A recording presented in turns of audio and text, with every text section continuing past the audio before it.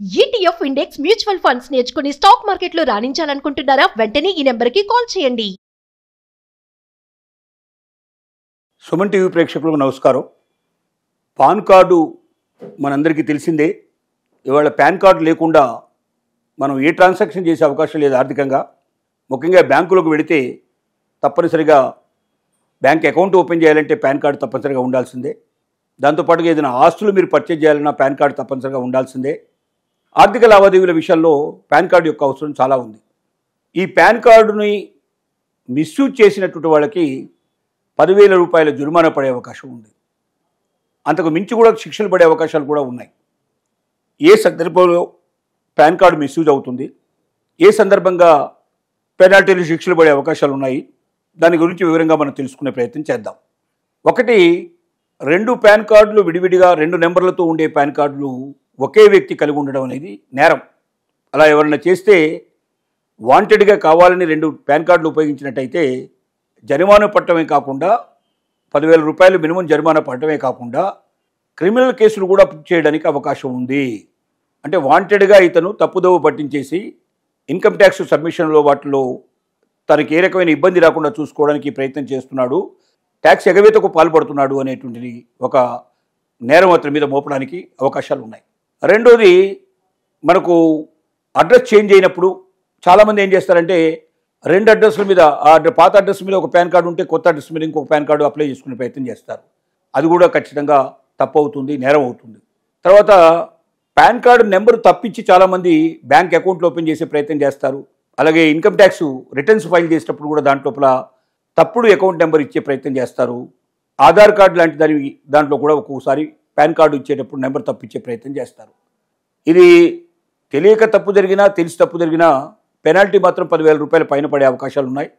దాన్ని సరిచేసుకోకుండా సంవత్సరాల తరబడి కంటిన్యూ చేస్తే నేరం కింద కూడా ప్రత్యేకంగా దాని మీద కేసులు బుక్ చేసే అవకాశాలు కూడా ఉంటాయి. తర్వాత పాన్ కార్డు ఇన్కమ్ ట్యాక్స్లో ఐటీఆర్ రిటర్న్స్ ఫైల్ చేయడంలో చాలా ముఖ్య పాత్ర వహిస్తుంది. ఎందుకంటే ఇన్కమ్ ట్యాక్స్ అనేది కంపల్సరీగా ప్రతి ఒక్కరు ఫైల్ చేయాల్సిన విషయం.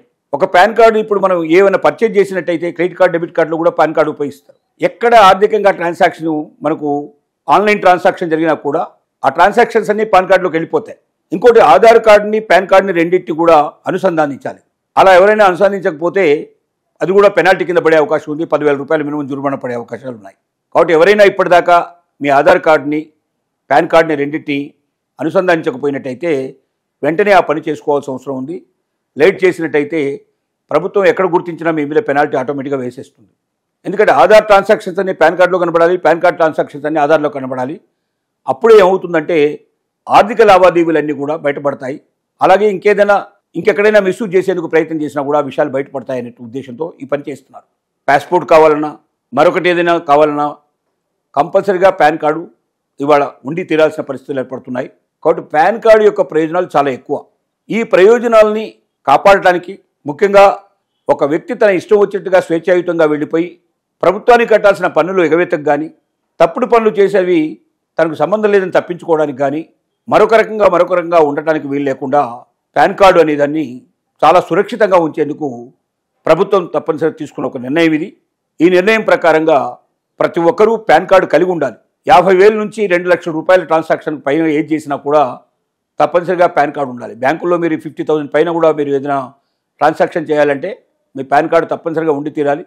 లేకపోతే ట్రాన్సాక్షన్ చేయడం చాలా కష్టం అయిపోతుంది మీకు. కాబట్టి పాన్ కార్డు ఎంత అవసరమో ఆ పాన్ కార్డులో లోపాలు లేకుండా చూసుకోవడం కూడా అంతే అవసరం. ఆధార్ కార్డుతో అనుసంధానం చేయడం తప్పనిసరి. 2 పాన్ కార్డులు ఉన్నట్టయితే ఒక పాన్ కార్డుని వెంటనే మీరు రద్దు చేసుకోవడం చాలా అవసరం. పాన్ కార్డు రద్దు కాకపోతే ఏమవుతుందంటే శిక్షలు, పెనాల్టీలు అమలయ్యే అవకాశాలు ఉంటాయి. కాబట్టి ఎవరికైనా 2 పాన్ కార్డులు ఉన్నట్టయితే వెంటనే దాన్ని అప్లై చేసేసి క్యాన్సిల్ చేసేసుకుని ఒకదాన్ని పర్మనెంట్గా ఉంచుకోదలుచుకుందాం మాత్రం మీరు ఉంచండి. 2 పాన్ కార్డులతో మాత్రం మీరు కంటిన్యూ చేయడం అనేది సరైనది కాదు. భవిష్యత్తులో పెనాల్టీలు మరింత పెరిగే అవకాశం, శిక్షలు మరింత పెరిగే అవకాశాలు కూడా ఉన్నాయి. ఆ పరిస్థితి తెచ్చుకోవాల్సిన అవసరం లేకుండా చూసుకోవాల్సిన బాధ్యత ప్రతి ఒక్కరికి ఉంది. ఆధార్ కార్డు ఎంత ముఖ్యమో పాన్ కార్డు కూడా అంతే ముఖ్యం. ఆర్థిక లావాదేవీల్లో పాన్ కార్డు అన్నిటికన్నా ఎక్కువగా ముఖ్యమైంది.